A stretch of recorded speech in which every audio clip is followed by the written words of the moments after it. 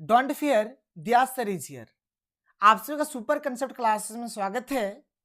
आज की इस वीडियो में आप लोगों को क्लास 12 ज्योग्राफी के सेकंड बुक का very very important MCQ questions कराने वाला हूं, जो आप लोगों के एग्जाम में डायरेक्ट पूछा जाएगा। तो आप लोग इस वीडियो को पूरा देखिए, और अगर आप लोग हमारे चैनल पर पहली बार आए हैं तो चैनल को सब्सक्राइब कर लीजिए। तो देखिए, हमारे पास जो सबसे पहला क्वेश्चन है क्या है कि वायु प्रदूषण से कौन से रोग होते हैं। तो वायु प्रदूषण से हमारा जो है फेफड़े का भी रोग होता है और हृदय का भी रोग होता है।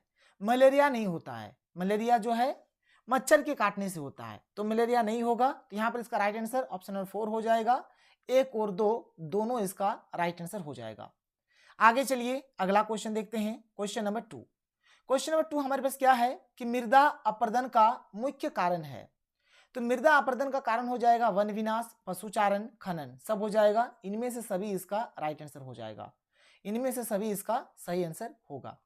आगे चलिए अगला क्वेश्चन देखते हैं। Question number 3। क्वेश्चन नंबर 3 हमारे पास क्या है कि ध्वनि प्रदूषण का स्रोत क्या है। तो ध्वनि प्रदूषण का स्रोत है वायुयान, मोटर वाहन, रेलगाड़ियां। इनमें से सभी हो जाएगा। क्या हो जाएगा? इनमें से सभी हमारा इसका राइट आंसर हो जाएगा। क्वेश्चन नंबर 4 देख लेते हैं। हमारे पास क्वेश्चन नंबर 4 क्या है कि निम्नलिखित में से सर्वाधिक प्रदूषित नदी कौन सी है। तो सर्वाधिक प्रदूषित नदी जो है ये हमारा यमुना। क्या हो जाएगा? यमुना इसका राइट आंसर हो जाएगा। यमुना नदी इसका सही आंसर होगा। अगला क्वेश्चन हमारे पास है कि कौन सी गैस ओजोन परत में छेद कर देती है। वह कौन सी गैस है जो ओजोन परत में छेद कर देती है। तो इसका हमारा राइट आंसर हो जाएगा क्लोरोफ्लोरोकार्बन, यानी आप इसको शॉर्टकट में बोल सकते हैं सीएफसी गैस। कौन सी gas? CFC gas, chlorofluorocarbon gas. CFC gas हो जाएगा क्लोरोफ्लोरोकार्बन गैस। आगे चलिए अगला क्वेश्चन देखिए। अगला क्वेश्चन क्वेश्चन नंबर 6 हमारे पास क्या है कि निम्नलिखित में से कौन सा रोग जलजन्य है। मतलब वो कौन सा रोग है जो जल से होता है। तो अतिसार, अतिसार, पीलिया, पेचिस, ये सब जल से होता है। तो अतिसार इसका हमारा राइट आंसर हो जाएगा। Question number 7। क्वेश्चन नंबर 7 हमारा क्या है देखिए कि प्रतिकर्ष और अपकर्ष कारक उत्तरदायी है। प्रतिकर्ष कारक और अपकर्ष कारक किसके लिए उत्तरदायी है? तो प्रवास के लिए। प्रवास के लिए दो कारक उत्तरदायी है, एक प्रतिकर्ष कारक, एक अपकर्ष कारक। कोई या तो अपने मन से एक जगह से दूसरे जगह पे शिफ्ट हो जाता है, या फिर किसी कारण उसको विवश होना पड़ता है एक जगह से दूसरे जगह में शिफ्ट होने के लिए। इसके बाद हमारे पास जो अगला क्वेश्चन है, औद्योगिकरण से होता है। औद्योगिकरण से क्या होता है? तो औद्योगिकरण से हमारा वायु प्रदूषण भी होता है, ध्वनि प्रदूषण भी होता है, जल प्रदूषण भी होता है। यानी इनमें से सभी हो जाएगा। क्या हो जाएगा इसका राइट आंसर? इनमें से सभी इसका सही आंसर हो जाएगा। आगे चलिए अगला क्वेश्चन क्या है। चाय का अधिकांश निर्यात निम्न में से किस देश में होता है। तो सबसे ज्यादा जो होता है ना ब्रिटेन में होता है। चाय का सबसे ज्यादा जो निर्यात होता है कहाँ होता है? ब्रिटेन में होता है। ब्रिटेन इसका सही आंसर हो जाएगा। भारतीय कहवा का सबसे बड़ा ग्राहक है। भारतीय कहवा का सबसे बड़ा जो ग्राहक है कौन है? तो इटली है। कौन है? इटली हो जाएगा, इटली। भारत में तंबाकू का सर्वाधिक मात्रा में निर्यात करने वाला बंदरगाह है। कौन सा बंदरगाह? तो चेन्नई बंदरगाह हो जाएगा। चेन्नई सी पोर्ट, ठीक है। चेन्नई इसका सही उत्तर हो जाएगा। आगे देखिए अगला क्वेश्चन, निम्नलिखित में से कौन सा पतन पूर्वी तट पर स्थित है। तो पूर्वी तट पर हमारा चेन्नई स्थित है। क्या हो जाएगा? चेन्नई हमारा इसका राइट आंसर हो जाएगा। चेन्नई सही आंसर हो जाएगा। क्वेश्चन नंबर 13 देखिए क्या है। तो क्वेश्चन नंबर 13 है कि कृषि उत्पाद की कौन सी परंपरागत वस्तुओं के निर्यात में गिरावट आई है। तो कॉफी, मसाले, चाय, दाल, सब हो जाएगा। इनमें से सभी हो जाएगा। क्या हो जाएगा? इनमें से सभी इसका राइट आंसर हो जाएगा। अगला क्वेश्चन है कि पारादीप बंदरगाह किस राज्य में है। तो पारादीप बंदरगाह जो है ना ये हमारा उड़ीसा में है। कहां पर है? तो उड़ीसा हो जाएगा इसका आंसर। उड़ीसा में है पारादीप बंदरगाह जो है। पारादीप बंदरगाह कहाँ है? तो उड़ीसा में है। आगे देखिए अगला क्वेश्चन, निम्नलिखित में से कौन सा एक स्थलबद्ध पोताश्रय है। तो स्थलबद्ध पोताश्रय हमारा कौन सा हो जाएगा? तो हल्दिया हो जाएगा। क्या हो जाएगा? हल्दिया इसका राइट आंसर हो जाएगा। हल्दिया इसका सही आंसर होगा। आगे चलिए अगला क्वेश्चन देखिए क्या है कि वर्ष 2003 से 4 में निम्न में से कौन सा भारत का सबसे बड़ा व्यापारिक भागीदार था। तो कौन था? तो अमेरिका हो जाएगा। संयुक्त राज्य अमेरिका इसका राइट आंसर हो जाएगा। संयुक्त राज्य अमेरिका हो जाएगा। आगे देखिए अगला क्वेश्चन हमारे पास क्या है कि भारत का अधिकांश विदेशी व्यापार वहन होता है। तो किसके द्वारा होता है? समुद्र के द्वारा। समुद्र के द्वारा सबसे ज्यादा होता है, समुद्र हो जाएगा इसका आंसर, समुद्र के द्वारा। आगे चलिए, अगला क्वेश्चन क्या है हमारा, निम्नलिखित में से कौन सा भारत का सबसे लंबा राष्ट्रीय महामार्ग है? क्या हो जाएगा यहाँ पर जो हमारा हो जाएगा, इसका हो जाएगा राष्ट्रीय महामार्ग 7 या फिर नेशनल हाईवे 44 भी आप बोल सकते हैं, कहीं पर नेशनल हाईवे 44 भी अगर ऑप्शन मिले तो आप उसके ऊपर टिक कर सकते हैं। राष्ट्रीय महामार्ग 7 इसका राइट आंसर हो जाएगा। दिल्ली और मुंबई को कौन सा राष्ट्रीय महामार्ग जोड़ता है? तो राष्ट्रीय महामार्ग 8, जो राष्ट्रीय महामार्ग जो 8 है ये दिल्ली और मुंबई को जोड़ता है। मध्य पूर्व रेलवे का मुख्यालय कहाँ है? तो कहाँ है? तो हाजीपुर। कहाँ है? हाजीपुर हो जाएगा इसका आंसर, हाजीपुर।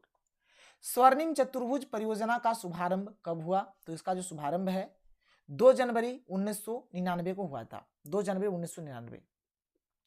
कोंकण रेल किन राज्यों में गुजरती है? तो ये हमारा महाराष्ट्र, गोवा, कर्नाटक, महाराष्ट्र, गोवा और कर्नाटक राज्यों में गुजरती है। भारत में विश्व की सर्वोच्च सड़क कहाँ है? तो सर्वोच्च सड़क जो है कहाँ है? लेह एवं मनाली में। कहाँ पर है? लेह और मनाली, लेह और मनाली हो जाएगा। भारत में पहली रेलगाड़ी कब चलाई गई? तो पहला रेलगाड़ी जो है 1853 को चलाया गया था, 1853 इसका राइट आंसर हो जाएगा। भारतीय रेल प्रणाली को कितने मंडलों में विभाजित किया गया है? तो इनको 16 मंडलों में विभाजित किया गया है। नागपुर योजना किस परिवहन से संबंधित है? तो नागपुर योजना जो है ये हमारा सड़क, नागपुर योजना जो है ये हमारा सड़क परिवहन से संबंधित है, सड़क परिवहन इसका राइट आंसर हो जाएगा। निम्नलिखित में से किस वर्ष में पहला रेडियो कार्यक्रम प्रसारित हुआ था? तो पहला रेडियो कार्यक्रम जो है 1923 में प्रसारित हुआ था। कब प्रसारित हुआ था? 1923, 1923 इसका हमारा राइट आंसर हो जाएगा। तो पहला रेडियो कार्यक्रम कब प्रसारित हुआ? इसका हो जाएगा हमारा 1923। ठीक है, आगे चलिए अगला क्वेश्चन देखते हैं। अगला क्वेश्चन है, टाटा और बिरला ने बंबई योजना कब बनाई? तो इन्होंने बंबई योजना जो है 1944 में बनाया था। कब बनाया था? 1944 इसका सही आंसर हो जाएगा। टिकाऊ विकास की आवश्यकता का उद्देश्य किस योजना में रखा गया था? तो ये नौवीं पंचवर्षीय योजना में इसका उद्देश्य रखा गया था। इंदिरा गांधी नहर कमान क्षेत्र में सतत पोषण विकास के लिए इनमें से कौन सा सबसे महत्वपूर्ण कारक है? तो ये हो जाएगा हमारा परितंत्र विकास या फिर पारिस्थितिकी विकास, जो भी बोले, परितंत्र विकास बोलिए या फिर पारिस्थितिकी विकास बोलिए। गन्ने का मूल स्थान कौन सा देश है? तो भारत, भारत गन्ने का मूल स्थान है।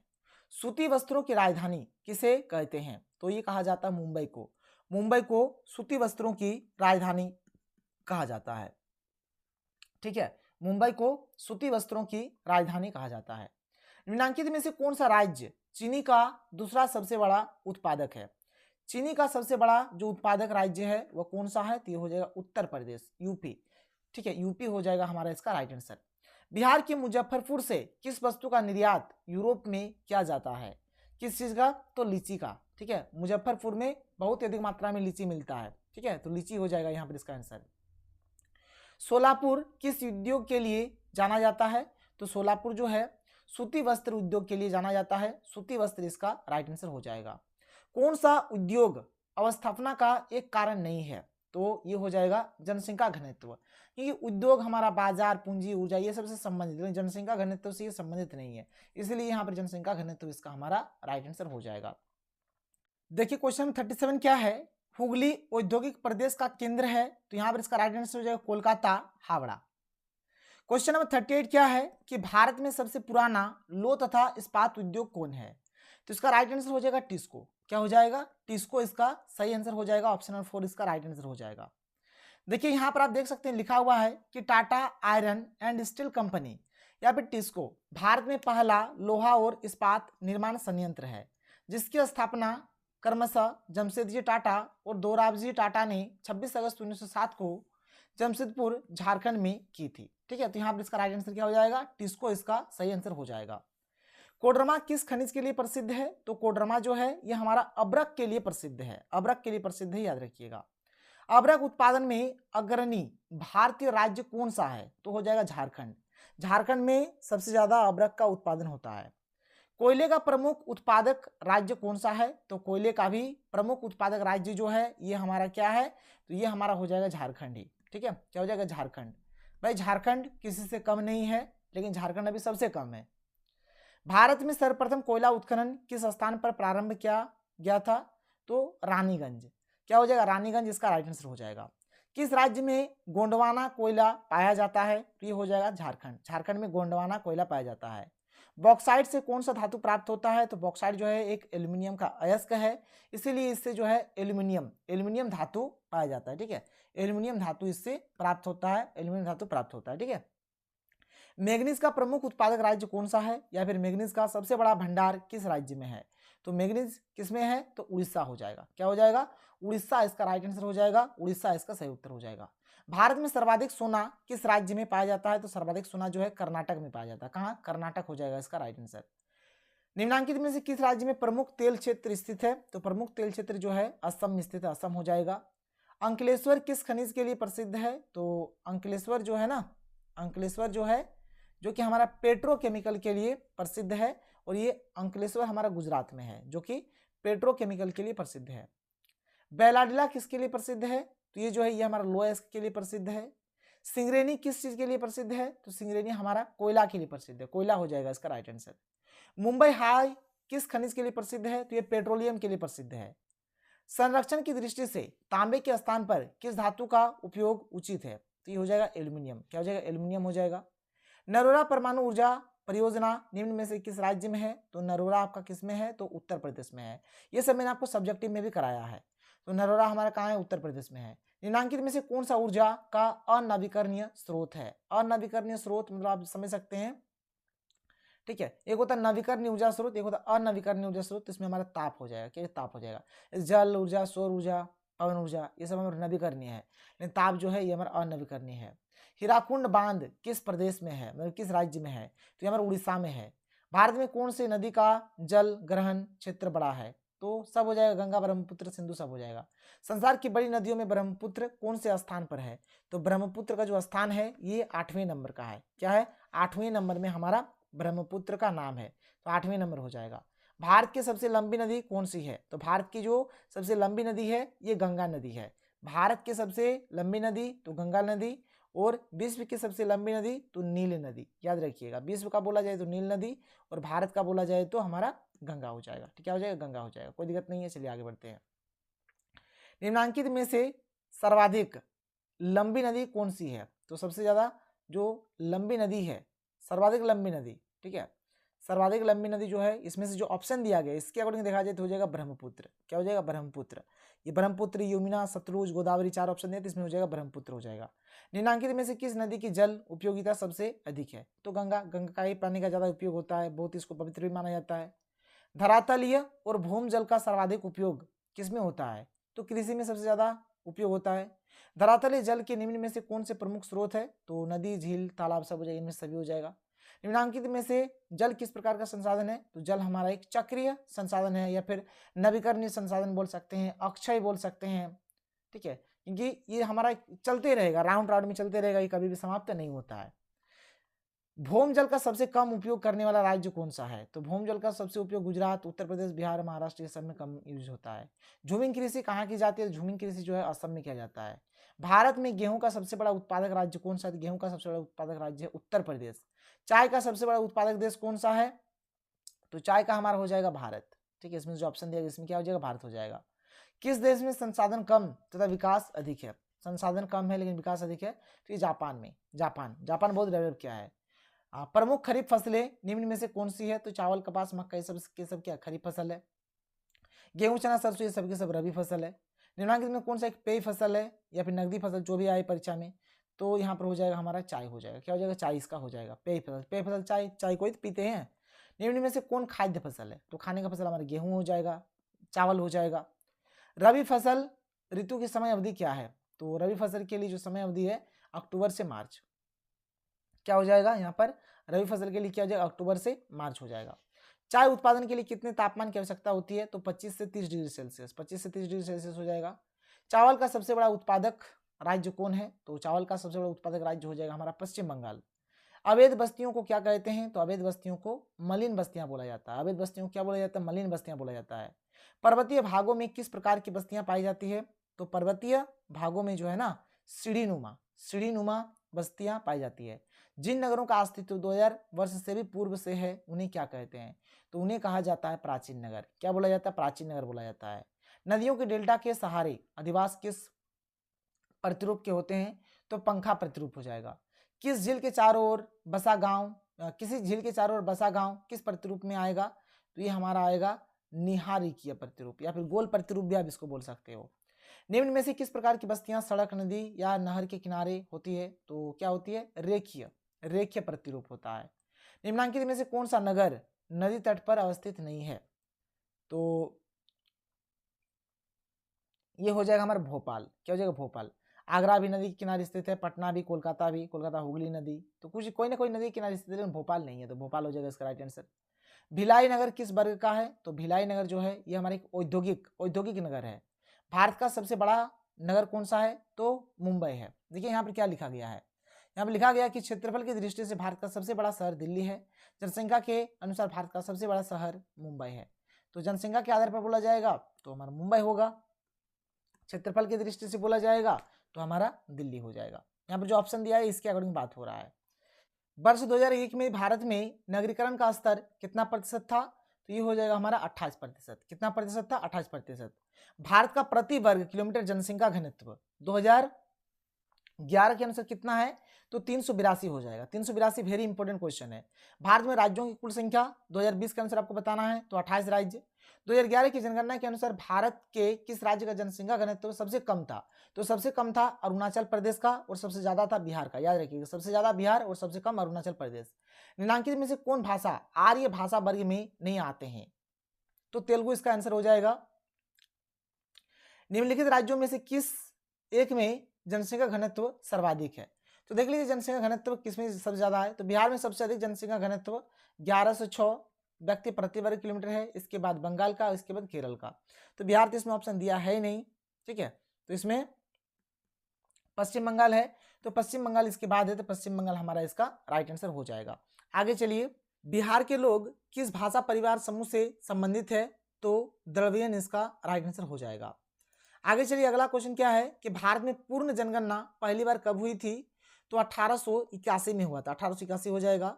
भारत में नगरीय जनसंख्या का प्रतिशत कितना है? तो 31% है। निम्नलिखित में से किस भाषा परिवार की जनसंख्या भारत में सबसे कम है? तो चीनी तिब्बती की जनसंख्या सबसे कम है। 2011 की जनगणना के अनुसार बिहार में प्रति वर्ग किलोमीटर जनसंख्या घनत्व है, कितना हो जाएगा? तो 1106 हो जाएगा। कितना हो जाएगा? 1106।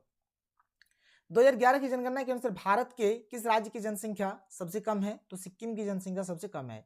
भारत में प्रवास की निम्नांकित धाराओं में से कौन सी एक धारा पुरुष प्रधान है? तो ये हो जाएगा हमारा ग्रामीण से नगरीय। आप देखना कि जो भी मतलब पुरुष लोग जो होते हैं गांव से उठकर कमाने के लिए शहर चले जाते हैं। गांव से उठकर कमाने के लिए क्या कहाँ चले जाते हैं? शहर चले जाते हैं, कि गांव को छोड़ देते हैं, गांव की जनसंख्या कम हो जाती है। निम्नांकित में से कौन सा भारत में पुरुष प्रवास का प्रमुख कारण है? तो पुरुष प्रवास का सबसे ज्यादा जो मुख्य कारण है वो है काम और रोजगार। काम और रोजगार की तलाश में जो पुरुष है एक जगह से दूसरी जगह चले जाते हैं। भारत में आंतरिक प्रवास की निम्न में से कौन सी धाराएं हैं? तो आंतरिक प्रवास के हो जाएंगे ग्रामीण से ग्रामीण, ठीक है। कोई गांव से गांव में ही अगर आप रह रहे हो, गांव से कोई नगर में रह रहे हो, फिर नगर से उसी नगर कोई नगर में रह रहे हो, तो इनमें से सभी हमारे क्या हो जाएगा? ये आंतरिक प्रवास है, यानी देश के भीतर ही हमारा ये प्रवास हो रहा है, तो इसको आंतरिक प्रवास बोलेंगे। निम्नांकित में से किस नगरीय समूहन में प्रवासी जनसंख्या का अंश सर्वाधिक है? तो मुंबई नगरीय समूहन इसका सही उत्तर हो जाएगा। निम्नांकित में से किस राज्य में सर्वाधिक संख्या में अप्रवासी आते हैं? तो सबसे ज्यादा जो आते हैं महाराष्ट्र में आते हैं। भारत में अप्रवासी लोगों की संख्या कितनी प्रतिशत है? तो 69% हो जाएगा। निम्नांकित में से कौन सा एक प्रतिकर्ष कारक नहीं है? अपकर्ष कारक, प्रतिकर्ष कारक मैंने आप लोगों को पढ़ाया है, तो इसमें चिकित्सा और शैक्षणिक सुविधाएं हो जाएगा इसका आंसर। प्रवास को प्रभावित करने वाले अपकर्ष कारकों में से निम्न में से कौन शामिल नहीं है? तो कौन शामिल नहीं है? तो प्राकृतिक विपदाएं, प्राकृतिक विपदा हो जाएगा इसका आंसर। भारत के किस राज्य में साक्षरता दर सबसे ज्यादा है? तो सबसे ज्यादा केरल में है और सबसे कम बिहार में है। वर्ष 2011 में भारत के किस राज्य में स्त्री साक्षरता उच्चतम रही? तो केरल हो जाएगा। 2011 की जनगणना के अनुसार केरल में कुल साक्षरता दर और महिला साक्षरता दर सबसे अधिक है, जबकि लक्षद्वीप में पुरुष साक्षरता दर सबसे अधिक है। वर्ष 2001 में भारत में उच्चतम मानव विकास सूचांक मूल्य रखने वाला राज्य रहा, तो कौन रहा? तो केरल हो जाएगा इसका आंसर। वर्ष 2001 में भारत में निम्नतम मानव विकास सूचांक मूल्य रखने वाला राज्य कौन सा है? तो बिहार हो जाएगा। 2011 की जनगणना के अनुसार भारत की साक्षरता का प्रतिशत क्या है? तो 74.04% हो जाएगा। भारत की किस राज्य की साक्षरता दर सबसे अधिक है? तो केरल इसका हमारा राइट आंसर हो जाएगा।